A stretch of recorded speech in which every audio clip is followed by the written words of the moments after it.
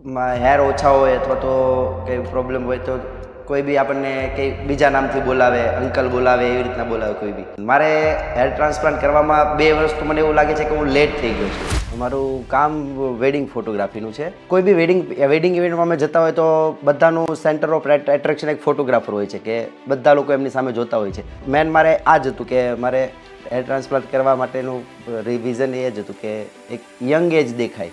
હવે hair transplant કરાવ્યા પછી જ્યારે હું અત્યારે ફિલ્ડ ઉપર ઊભો હોઉં એનો એક એનર્જી લેવલ અલગ હોય છે અને પહેલાં જ્યારે ઊભો હતો ત્યારે એક થોડીક સંકોચ થતો કે લોકો મને કઈ નજરથી જોશે, કઈ રીતના જોતા હશે, શું વિચારતા હશે. આફ્ટર હેર ટ્રાન્સપ્લાન્ટ પછી કેવું છે કે હું જ્યારે ફિલ્ડ ઉપર ઊભો હતો મને મારી અંદર એક પોઝિટિવ એનર્જી સાથે ઊભો હોઉં. મને મનમાં એવું જ થતું હોય કે હું સારો જ દેખાઉં છું, મારા હેર વ્યવસ્થિત સેટ છે, હું વ્યવસ્થિત પર્સનાલિટીમાં ઊભો છું, એટલે એક બહુ મોટો બેનિફિટ છે.